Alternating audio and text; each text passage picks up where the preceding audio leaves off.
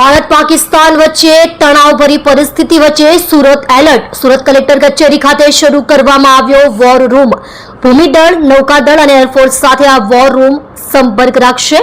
સુરત શહેર police commissioner પણ war room સાથે સીધા સંપર્કમાં રહેશે.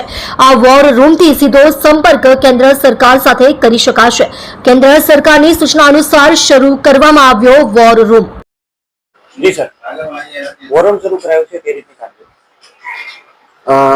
District emergency operation centre collector office Surat 365 દિવસ 24/7 ચાલુ હોય છે અને તમામ ડિપાર્ટમેન્ટ સાથે કોમ્યુનિકેશન સાધનોથી સજ્જ હોય છે. અહીંયા સ્ટાફ અવેલેબલ હોય છે અને જે કોઈ પણ મેસેજ આવે એના અનુસંધાને જે કોઈ સુરક્ષાનો ઉપાય કરવાનો હોય છે, કોઈ પણ કુદરતી માનવ સર્જિત આપત્તિમાં તે અન્વયે કાર્યવાહી કરવામાં આવે છે. હાલ આ તણાવભરી પરિસ્થિતિ વચ્ચે કઈ કઈ જે એજન્સીઓ છે તેની સાથે સંપર્ક કરાયો છે?